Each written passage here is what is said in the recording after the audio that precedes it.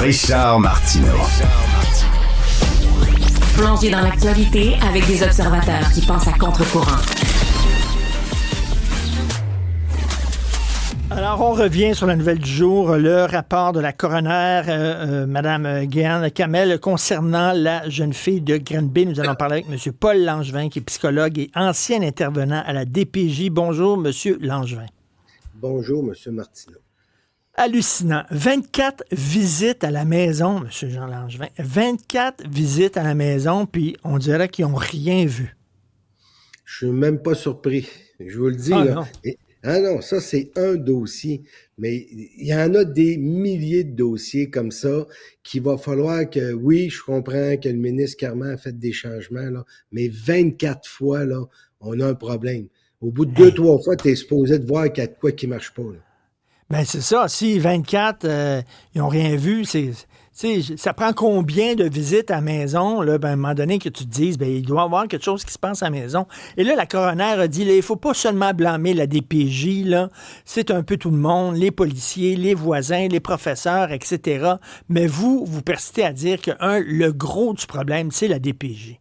Ben oui, puis j'ai travaillé longtemps, j'ai plein d'amis qui travaillent là, j'ai des connaissances, on a des intervenants qui sont excellents, mais qui n'ont pas les moyens, ils n'ont pas les outils pour travailler, puis on a des intervenants qui c'est assez moyen. Donc, j'ai toujours le même cheval de bataille depuis plus de 20 ans. Le mot, c'est imputabilité. Ben oui. Vous savez, là, si on veut un changement majeur à la DPJ, là, on fait tous des changements administratifs. C'est bien beau, là. On nomme Mme Hill, on nomme une autre personne, exposé de vérifier ça, ils vont avoir des centres d'accueil. Mais ça, c'est des changements administratifs. Moi, la journée qu'on va dire aux intervenants, à partir d'aujourd'hui, là, quand tu poses un geste, tu es responsable. Donc, tu vas faire une visite, OK, là, il y a de quoi qui ne marche pas. OK, là, vous m'entendez, j'ai pas le temps, j'ai trop de dossiers. Tu sais, là, des excuses, là, on peut en trouver des milliers. Et M. Langevin, là, ça prend une certaine expérience pour rentrer dans une maison, puis, comme on dit en anglais, sentir la vibe, là. Sentir ce qui se passe dans la maison. Il faut avoir une certaine expérience. J'espère qu'on n'en voit pas des tout nouveaux, là, des nouveaux venus, là, des nouvelles recrues, là, faire ça. Ils n'ont pas l'expérience, puis ils n'ont pas l'expertise pour ça. J'aimerais ça te dire qu'on n'envoie pas des nouveaux, mais on envoie des nouveaux. Et souvent, ils ne sont même pas accompagnés. Et c'est ça. La journée, ce qu'on va rendre imputable les intervenants est de 1 et les payer en conséquence. J'ai écouté ce matin le ministre Carman dire que c'est une des jobs les plus importantes au Québec. C'est ses mots à lui par rapport à la jeunesse. Parfait. Jumelez les deux ensemble, on vous donne une responsabilité puis on vous paye en conséquence. Vous allez voir que des intervenants d'expérience vont être là. Mais quand on t'offre 62 000, 64 000 par année, puis prendre la responsabilité d'une vie, il y en a beaucoup qui décrochent puis on dit non, moi, je veux pas vivre ce stress-là. Et ils ont raison. Donc, les deux vont ensemble. Je vous dis pas qu'on doit les payer à la hauteur d'un juge, mais quand on est juge, on est payé en conséquence pour prendre des décisions. Et il n'y a pas de juge à 60 000 par année, là. Puis, imputabilité, ça veut dire si tu fais mal ta job, tu perds ta job. Ça vient de tu peux avoir des sanctions, tu peux avoir des réprimandes, un peu comme tous les autres professionnels. Mais la DPJ, là, on ne peut pas leur dire qu'ils font une mauvaise job. Pourquoi? Parce qu'ils vont se cacher sur c'est confidentiel.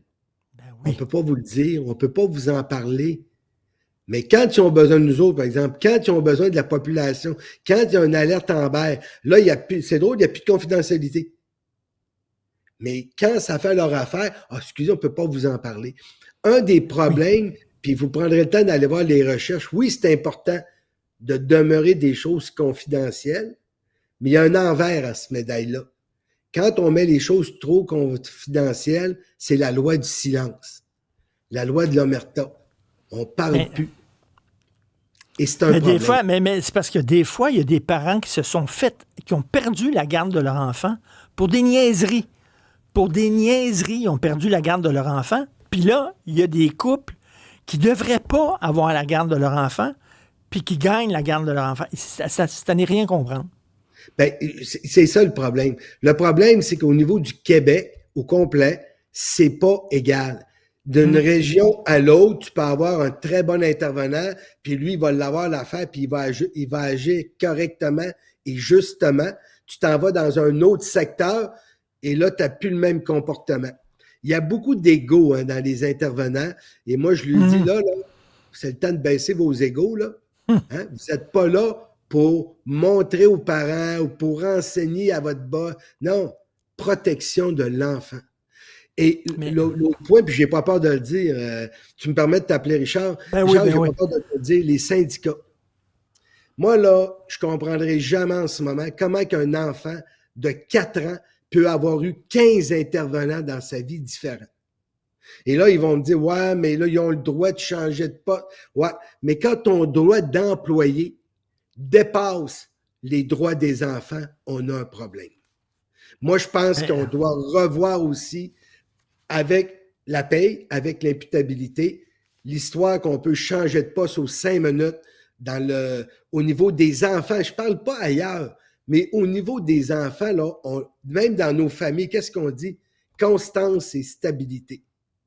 Mais à la DPJ, c'est tout le contraire. On n'a pas de constance, puis on n'a pas de stabilité. Puis je vous le dis, on fera le tour demain matin, là. Juste cette année, le nombre d'enfants qui ont changé d'intervenant, là, puis ils vont me dire, ouais, mais ils ont le droit, la personne a appliqué sur un autre poste, la personne a gagné plus. Oui, mais c'est justement, il est là le problème. Et en terminant, Paul Langevin, vous l'avez dit, c'est comme l'État dans l'État. Hein? Les parents qui veulent savoir des choses, là, ils veulent avoir des recours contre la DPJ, c'est le chemin de croix. Là. Il faut qu'ils se battent comme des fous. Là. Et la même chose avec les avocats et les avocates. Mme Assouline, là, qui prend justement là, plusieurs cas de parents qui ont une dent là, contre la DPJ. C'est l'enfer, se battre contre eux autres. On dirait que c'est l'État dans l'État. Ah oui, puis il faut que tu sois vraiment bien outillé. Moi, j'ai intervenu dans les derniers mois dans un dossier parce qu'une mère m'a demandé personnellement de mon aide et c'est une amie, c'était son fils. Et quand je suis rentré dans le dossier, je ne nommerai pas de nom parce qu'ils vont vouloir me poursuivre, mais quand je suis rentré dans le dossier, là, j'ai dit on va avoir un problème. Là. Et je vous le dis, je pourrais montrer le dossier. Quelques mois après, ils ont fermé le dossier. Ils voulaient enlever ces enfants-là à ce père-là. Puis quand je suis intervenu, puis moi j'assistais à toutes les rencontres, j'ai dit, vous allez m'expliquer. J'ai le droit, vous allez m'aider le père. Au bout de quelques mois, ils ont fermé le dossier. J'ai dit, c'est de l'incompétence grave. Là. C'est pour ça que je vous dis qu'on doit les rendre imputables. Donc, quand on est imputable de quelque chose, le tri va se faire naturellement. Les bons vont rester, puis les mauvais qui veulent pas se faire prendre vont s'en aller. Puis on va accueillir des gens qui sont compétents et il y en a des professionnels à la DPJ qui sont compétents. Je le répète souvent, j'en connais.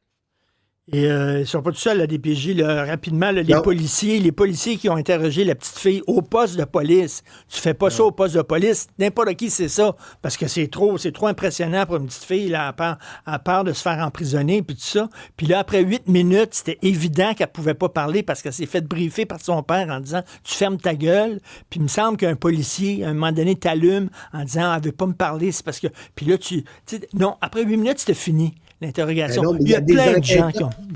Oui, puis il y a des enquêteurs chevronnés. Arrêtez de prendre le premier sur le bord parce que là, vous êtes pressé, puis l'autre est en vacances. J'ai entendu ça.